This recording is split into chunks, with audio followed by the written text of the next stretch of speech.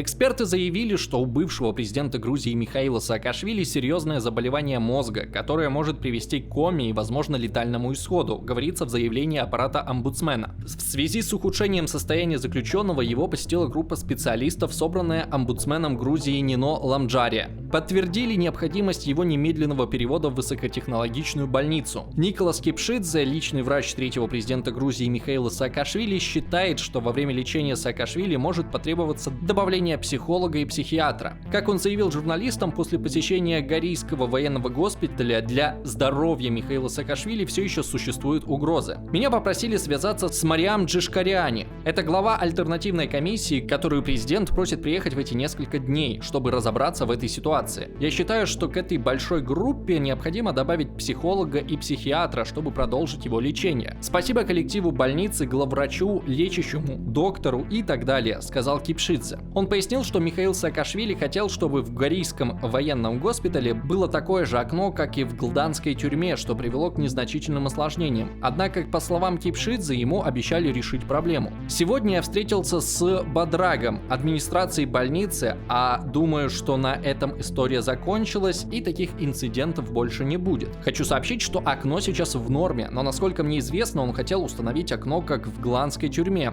которое открывается примерно на 1 сантиметр, потому что президент не может ходить, а ему нужен солнечный свет. С этим были большие сложности, но эта проблема решена, сказал Кипшидзе. Он сказал, что в случае необходимости могут быть привлечены специалисты из-за рубежа. Опасности еще есть. Нельзя сказать, что опасность миновала и все в порядке. Мы должны наблюдать и видеть, как и что будет, сказал Кипшидзе. По словам реаниматолога третьего президента Грузии Инезы Суламанидзе, лабораторные показатели Михаила Саакашвили улучшились. Как он пояснил, после посещения Горийского военного госпиталя, Михаил Саакашвили принимает во внимание указания и рекомендации врачей и благодарен им за помощь. Он отметил, что все проходит в спокойной обстановке.